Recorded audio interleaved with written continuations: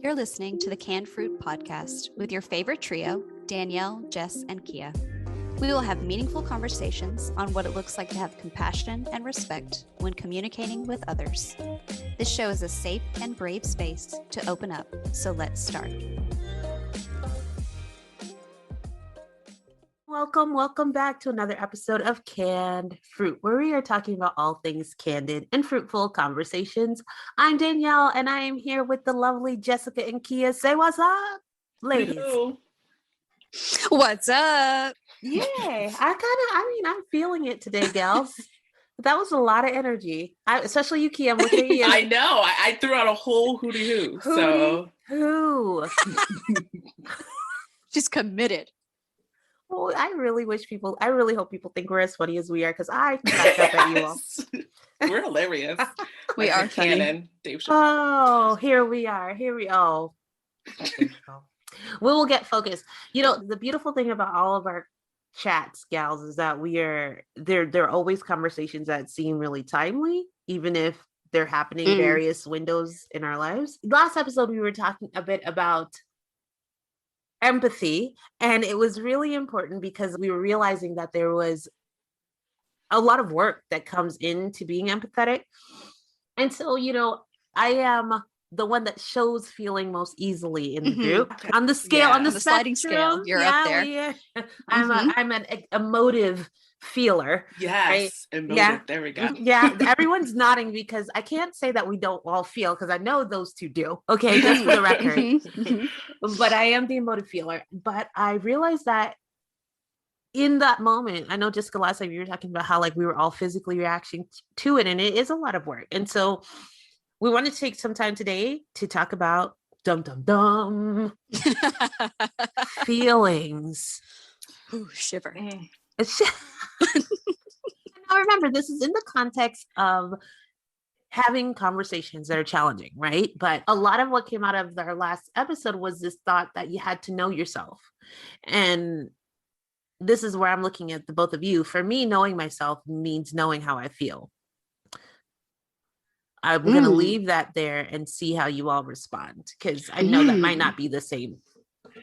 As I've been repondering empathy and emotional intelligence, mostly more the emotional intelligence part, and just looking at what it means, and just for folks who are like me and like have to know what the actual word means. So our emotional intelligence is the capability to recognize our own emotions, those in others, discern between different feelings and label them appropriately, and then using emotional information to guide your thinking and behavior or adjusting to your environment.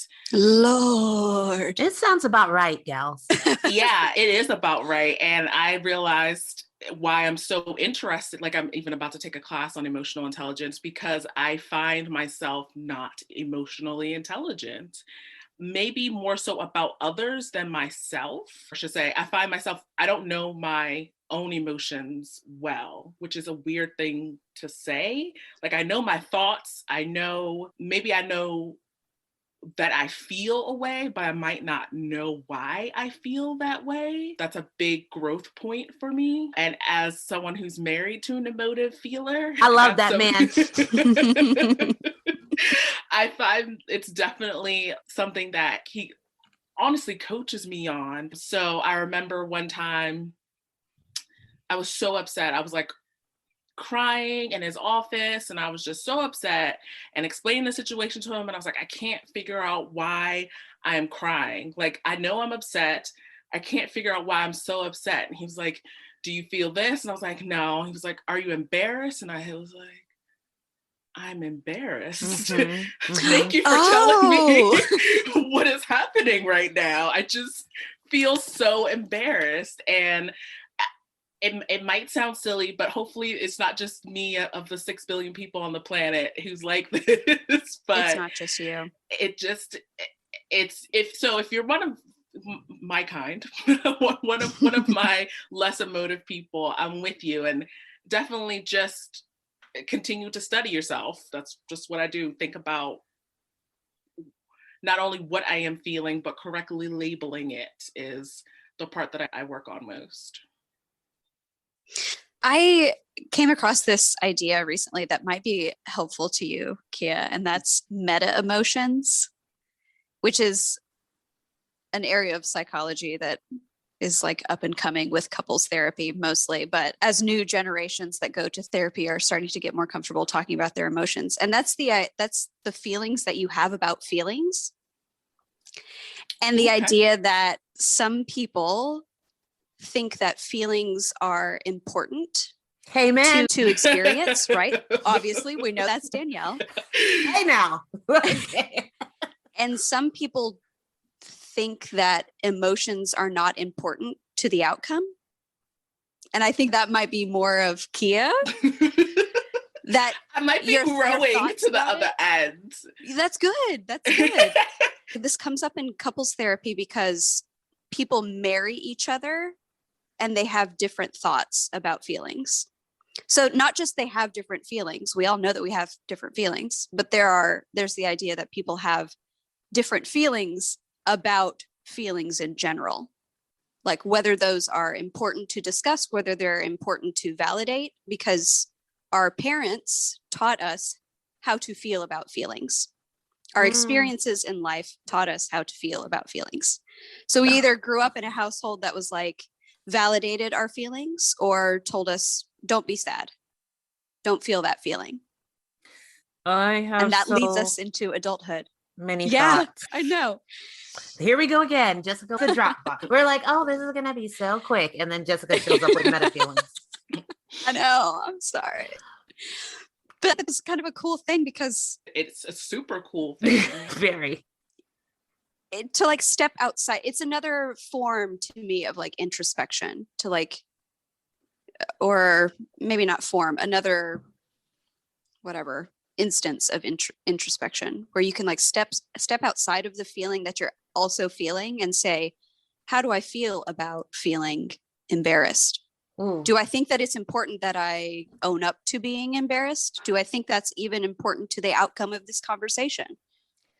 Because some people do. Some people want you to validate their feelings in a conversation, and you might not be of that thought that like you need to validate their sadness in order to move through the conversation. It's like, I read that. I was like, I'm sitting here being like, okay, I don't need to say anything, but I have to say so much. Say all the things. Oh, can I say all the things, Kia? Okay, because I have so many things. I started this episode telling the ladies that I was like, I'm going to be so quiet today. First of all, Kia, what you said made me think about how when we came into this friendom, this triad of friendship. I love that. It's a force. We were all coming from a place where it felt like we were combating the idea that everybody is on opposing sides. Right. We were coming into this saying that we're having difficult conversations and people like us, like all of us in this, like 6 billion people need to understand how to have conversations in order to transcend these really hard topics.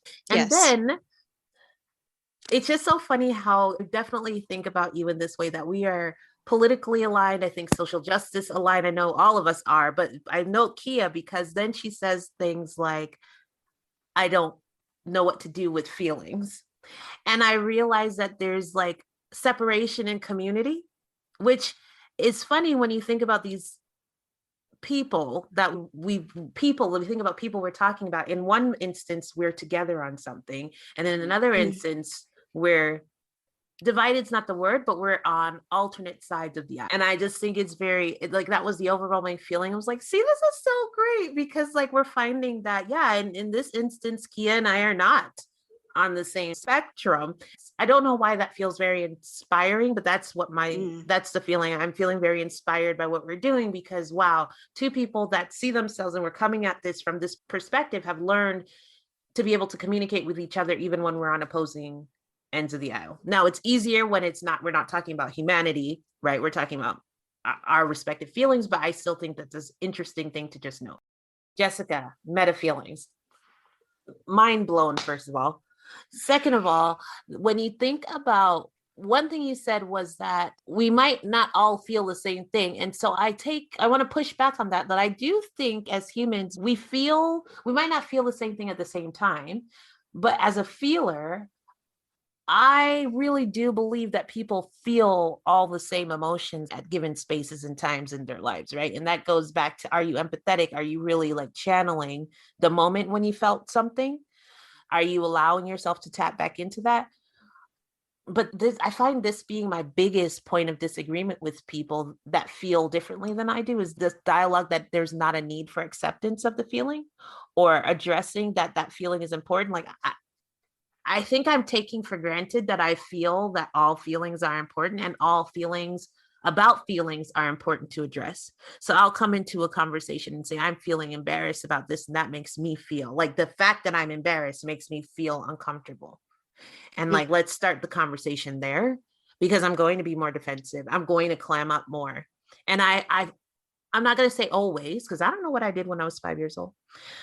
But I do think that for a significant part of my recent adult life, I've found that as necessary in my conversations. It's bridge building, but I will say that and this will be probably a topic for later in this episode, but I did feel like that wasn't valued, right? Coming into the conversation and saying, I feel uncomfortable because I feel this feeling, felt like it would be perceived as manipulative, I think, at times, like I'm trying to alter the conversation. It's being perceived as weakness. Yeah. And it's only through our Enneagram have I started to find power in speaking from that place. Yeah, I think that's completely valid. And I think that another person seeing you as manipulative is also valid, because they might not have the same experience with feelings that you do. Can we make the distinction between valid and true? I wonder. What's our distinction?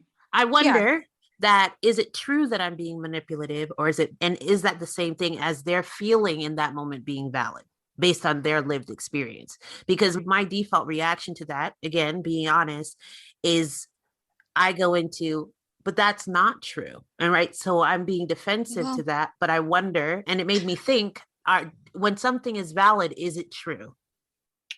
I think this speaks to like perception. And that's like a huge philosophical debate of like, is your perception truth? Right. Yeah. I wonder, like, is the other person's perception of you being manipulative true for them? Yes. Is it true for you? No. So that kind of is this muddy line, I think. But I just want to say that I think it's valid that they might feel that's manipulative. But the overall point isn't whether it's true or not true. It's, can you come to an agreement? Can you meet in the middle and say, like, that wasn't my intention. This is my experience with feelings. I feel better and more true to myself, more authentic when I show up in a conversation that way. And you might feel challenged. Let's meet each other in the middle here. Like, both experiences are valid. That's the whole point of this meta emotions thing, is that some people are going to feel manipulated because that is not their experience with feelings. And you might feel manipulated when somebody doesn't show up and tell you their feelings. I'm thinking back to our last discussion on Truths with a capital T and how we talked about honesty and authenticity, and you showing up to the conversation being both honest and authentic, and this is how it's best for me to show up. And their valid belief, though might not necessarily be true, valid belief that this is manipulative based on their experience. If the conversation is honest, then they would express that so that you could get to the truth of, this is me being authentic, this is how I best show up to the conversation, rather than them focusing on or having the conversation in the lens of, she's trying to manipulate me through the whole conversation, because then it's no longer an honest conversation. I hear it, I'm with it, I'm processing it, right? Because my sister-in-law says that everyone has a little red wagon, and that's where all like your burden and baggage live. Okay. And so the little red wagon comes with you and you don't have to carry it on your back, but it's there. And so you can let things off, but something's always there. And so I think what's happening here, which again is the beauty of our conversations, is that I'm having to come to this conversation with my little red wagon of being perceived, not always, but in times, as manipulative. And again, trigger words, right? Those are things that will like activate. So when I think about like when we had that whole conversation about honesty, like that's another value, right? Being authentic. If being authentic is so important to me, being perceived as manipulative, yes, will be it's almost the antithesis in some ways, right? Yeah. And so this is great. I think it's great. I think I think we walk a really fine line between valid and truthful, but I just want to sit with it. I want to sit with it because it seems it's something I hadn't considered until you said that. I hadn't seen it as its distinction point, because I would have said if it's valid, it's true. And when I was faced with it from my perspective, I was like, that might not be true. And so what do I do with that? And thinking about it too, in terms of conversation, like this is where, I mean, just being very transparent, this is where I fall short. Because then I do get on like some would say righteous. And though there are people in the world that would use that term. And then I kind of stick my feet in the ground, like I dig my heels in. And it's remembering that the point of the conversation is to hear the other person. And I think you put it like really well, like in using those skills. Like that's why we say every episode, this is not like I'm not great at it. I'm working on it. And like those truths with a capital T are things that I need to reference back, because not you, Jessica, I was digging my heels into previous experiences. Oh yeah. Right. Not to you, but to like those previous experiences where you're just like, how did you get here? How did you get to me being manipulative? You know what I mean? So then I think this is just a really live example of where conversations break down. Cause like, and I'm not my conversation with you, Jessica, but my conversations with other people who have used who have taken that stance. So no, this is helpful. Therapy, here we go. Okay. So here's my other angle here. I don't get people that pretend like they don't have feelings.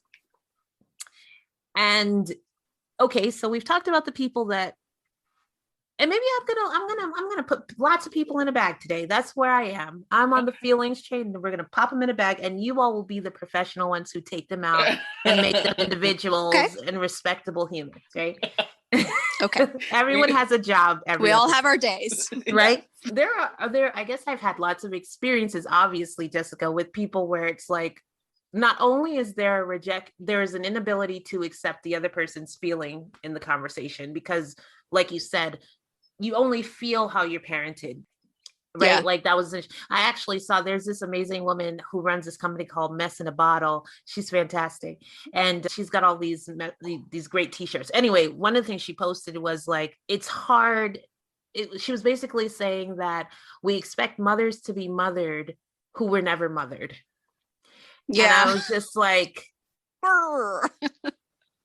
golly. Okay. And so when you think about it, take the gender out of it, like you expect humans to be like capable of all these emotions when they weren't allowed to have these emotions. As a parent, I'm like, oh God, please let me have some do-overs. There are people that I've interacted with where it's just like, I don't feel anything. And I guess the Enneagram has really been helpful to me in understanding that everyone doesn't feel things the way that I do, in terms of they don't feel them as deeply into this meta feeling point. And I guess I'm just wondering, like, in a conversation and someone's giving you nothing in terms of feeling, I guess overtly, maybe that's a little bit of a caveat. Maybe they are feeling, but there's this presentation that they're not feeling anything. What do you do? Because it makes me more angry. So someone tell me what you do, because I am that person not emoting at all in the conversation and pretending like we're just flat. Just having a conversation. I find that I love you, Kia. You know this, and you and I have not. I know you love it. I love you too. This is the point. Here I am, the middle sister again. So it's like when you were asking that question, you were asking Jessica, like you weren't asking me. I have no idea. no idea. I wonder though. Okay, middle sister Jessica, I'm curious though, because how do you react in those situations? And I look at you, Kia, too, because you should be able to give some insight here. You're the aggressor in this situation, okay? Aggressor.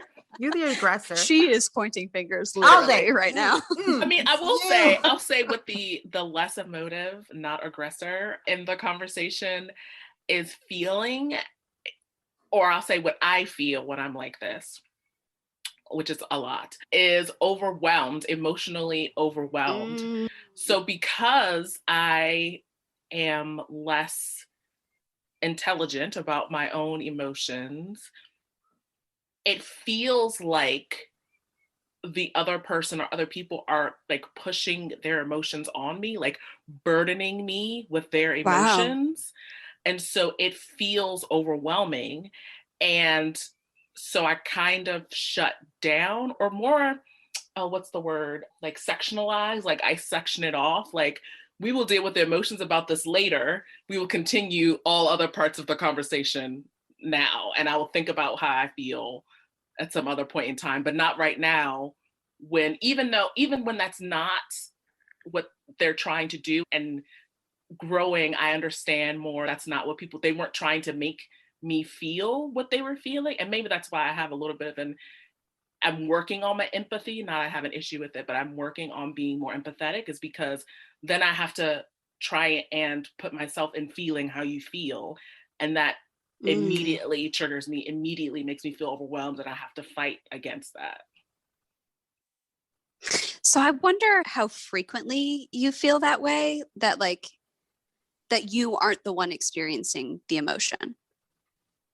Because sometimes, I'll talk about me and then I'll let you answer. Sometimes I feel the very same way, that I can tell another person is feeling an emotion. I don't want to mirror that emotion back to them. Right? I don't want to engage in their emotion. Right? So I do this like protective kind of shielding, like I don't need to have an emotion about your emotion. Then in other cases, I see someone's emotion and I immediately have an emotional reaction, a feeling about their feelings. And then sometimes I'm the one with feelings, like pushing feelings on other people, right? Like saying like, I have these big feelings about this thing. Do you not have feelings about the thing? So go ahead, Kia. I was gonna say, I think I see in the meta feelings, is that what it was? Meta feelings? New thing that I just learned and now I'm an expert on.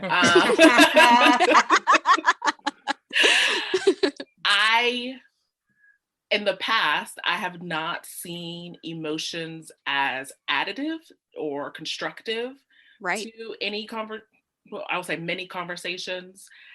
And I've often seen them as detractors. Like, why can't we just have this conversation emotionless? Like, that's what I want to do. We just say some facts, and either your fact is false, or which is not a fact, or your fact is true. Like, these are the things that we're going to do in this conversation. That's all that is happening. And that's not life. So when you say you weren't prepared for that, no one prepared me for that. But yeah, just learning that, okay, well, it's okay if the other person's having that emotion. I don't have to have that emotion. Or if I'm trying to connect, then, hey, can I think of a time that I've experienced that?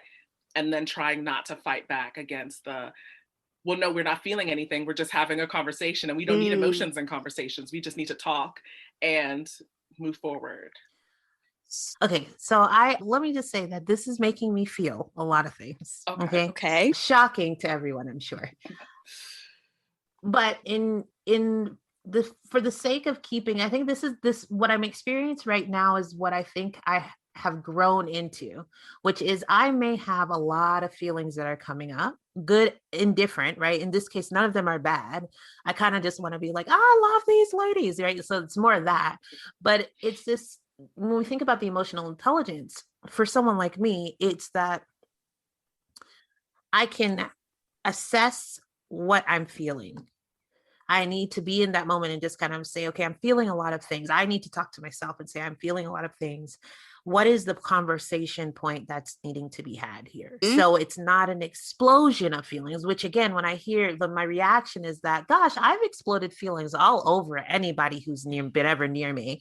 And it's never once been with the intention of placing those feelings somewhere else. At least I want to sit on that, but I don't think that's been the motivation, right? I just express my feelings. It's been the way that I've learned to connect with people. It's the way that I have successfully connected with people. So I just keep doing it.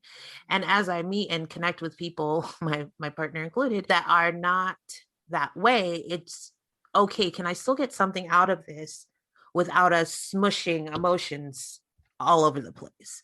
And I think that has come with time in terms of, okay, like, oh, I have these feelings. I can assess them internally. They don't all need to be shared in this moment, but the ones that do need to be shared, I can be unapologetic about those. And I can feel no shame behind feeling those feelings. And so like, I think for me, the reason why this topic is hitting a nerve a bit is because there has been so much shame around having big feelings as compared to someone that is more even keel, right? It's, I think about it in, again, personally, I don't rock with people who don't rock with me. So less of an issue. But like when I think professionally, that's not necessarily the best place to have all your big feelings, right? When you're thinking about a conversation, challenging conversations, you're taught in a good conversation to not be explosive. Okay, so maybe it's not right. Maybe you shouldn't throw chairs and tables. I get it. But there is nothing wrong with showing how you feel. At least that's my opinion. Like, let me just frame this. This is not expert advice. This is Danielle saying that there's power in being honest about where you are emotionally. I do think there needs to be respect and measure and thoughtfulness about why you're sharing those things. But that also takes like we were talking about before, it takes so much work to get there. There are like so many steps for someone like me to get from all of my feelings to the feelings that actually need to be shared to move this conversation forward. While like someone like Yuki is coming from, no, I'm not going to show any feelings, and lifting into the point of, yeah, there are feelings that I need to share for the progress of this conversation. The reason I frame it that way is because even when you were talking, Jessica, I think there is just power in showing, just like showing that you're in it, because, that's what you said, Jessica, that was, because it feels like sometimes people do lock down, right? They do put up an armor. And from my perspective, I'm like, well, why do you put up an armor?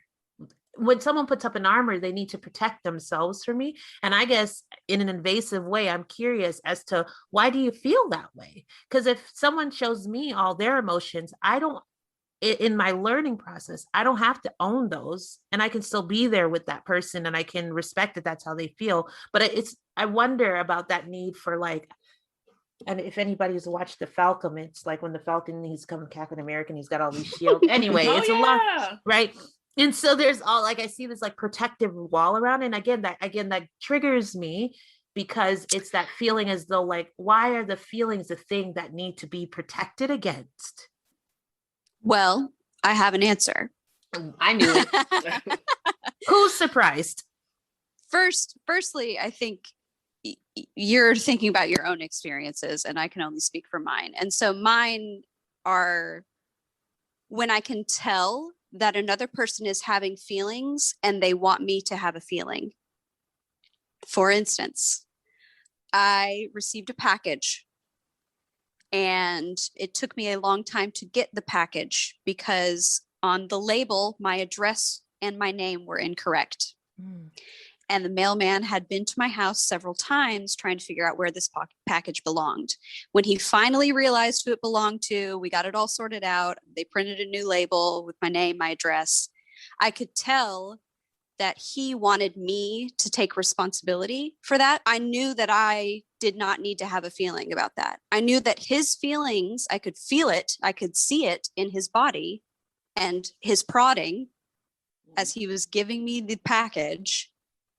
I could tell that he was expecting me to have a feeling about this situation. I don't feel any shame. I know that I put my correct name and my correct address. I checked it. I did my part, and I don't need to have the shame that I knew he was expecting from me. He was expecting an apology, responsibility. And I didn't feel the need to do that because I knew that I wasn't in the wrong.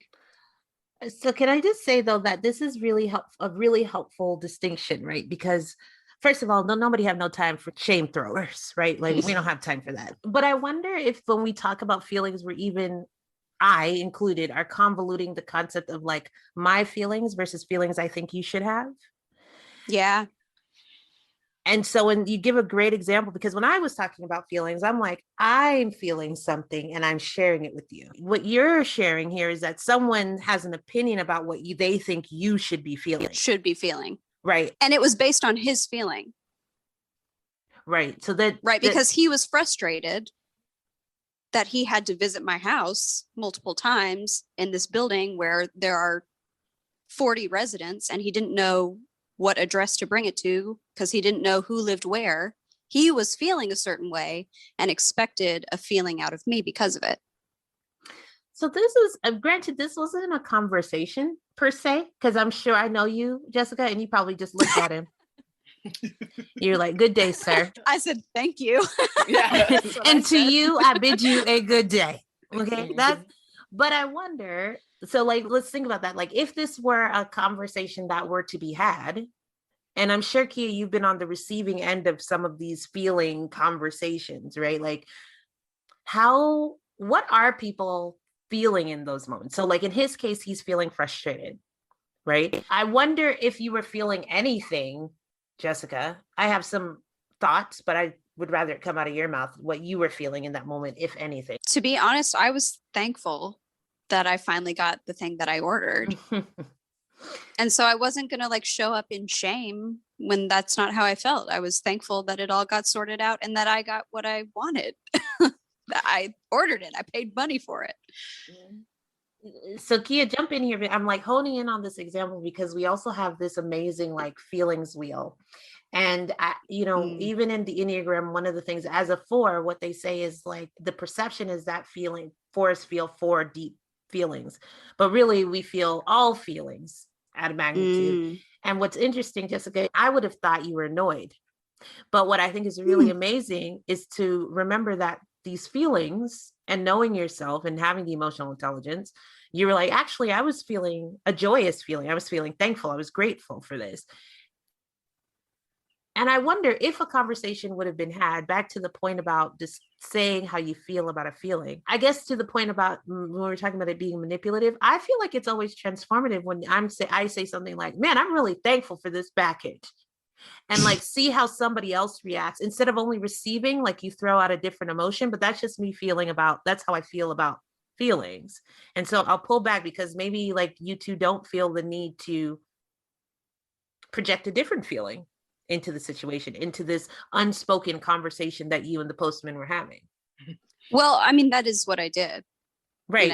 I did. I thanked him. Thank you so much for coming back and like helping to figure it out. Thank you. Like, I appreciate it. And I could still tell like that was not well received either. I didn't say I am feeling thankful. No, I think you did exactly what I'm thinking about. It would be uncommon for me to throw out a feeling. It would be highly unusual. Just to throw it out there. No. She's like, well, I don't know how to feel about that. But it's just this thought that I think we're bringing up a really important point about conversations as well. We talked about this in an earlier episode that you don't have to stay in the conversation, whether it's spoken or unspoken, right? Like what I am reacting to is the perception that feelings are bad, and that is the only thing I'm reacting to. I do not believe that we need to assume or consume anyone else's feelings. I just think as people, we should be more expressive or honest or authentic about what we're feeling, because it doesn't have to come out the way I say it. But like if Kia expresses to me, I'm busy, that doesn't have to come out like, oh, I'm so busy. Oh my gosh, I'm so stressed. It can just be like, I'm busy. That's communication.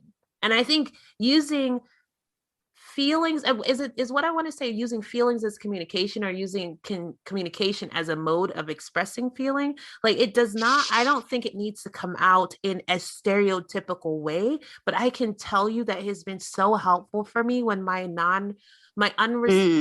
unemotive friends, husband have shared where they are emotionally, even if it just comes out in a very monotone, muted way, like, I'm really excited about this job, or I'm really proud of myself for this, right? It just helps the dialogue. So I'll say I do, quite honestly, I really only do it with my husband, but I'll just say how I'm feeling. I'm anxious about finding a new job. I'm thinking about something the teacher said about our son, or not even thinking about that wouldn't really be the emotion, but maybe I'm confused about this thing, or why they took so long to talk to us about it. Frustrated. There we go. He's really the only person I practice that with. But one of the things you said about consuming the emotion, or that you don't feel the need to consume it, is something that maybe because as a person who wasn't or isn't emotive, I've had to learn, is that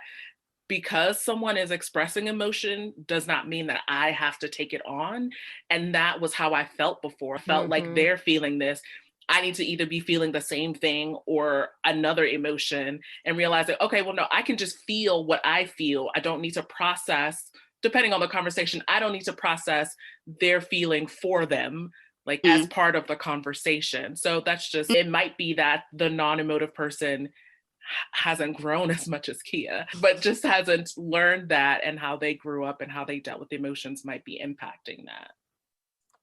And just being from a family of like explosive people, there's also a bit of learned behavior that not all explosions are a big deal. And it was only in meeting people that didn't grow up in an explosive family, realizing that any slight peep could be like, oh, snap, it's about to pop off. And I'm like, no, I just was excited about my new socks. Like it's really learning that, it's like we said, like understanding where the other person is coming from helps you receive them. And so this is all really helpful. I think there's like this slight thing, I don't know exactly. I just want to mention that feelings and behaviors are different things. You can have a feeling and then that can create a behavior. Yeah. And all feelings are good and some behaviors are not good. 100%. Right? And so that's the like subtle difference of like, it's okay to be any feeling, to have any feeling, to feel angry or to feel sad. It's not okay to, like you said earlier, throw chairs. Yeah. Right? These are things that we like. Say. Some could say those people would be wrong, but it's fine. That's my opinion. But you're right though, Jessica. That's exactly it. Like the behavior is what we're actually reacting to. Yeah. As an adult, we should be able to accept hearing someone's feeling. I guess that's all I've been advocating for. And I think on the other end, I think it's hard for people to see that they can feel angry without throwing chairs. Yeah. Yep. Right. So it's hard to be a Kia and to be like, I can be sad without crying. Because there are stereotypical ways. Because there's stereotypical there. Yep. Because the behavior is associated with the feeling. And that's not the case. Like all feelings are good. Some behaviors are not. Jessica. I know. That's the quote of the show right there. Yes, that is the quote of the show. That psych degree coming in clutch. Hey, I don't want to tell everybody I don't have a psych degree. This is fantastic. We're going to have to come back to this. Clearly, this episode on feelings may have hit a nerve. So we will have to revisit it again, because I think it's going to come up because that's so important.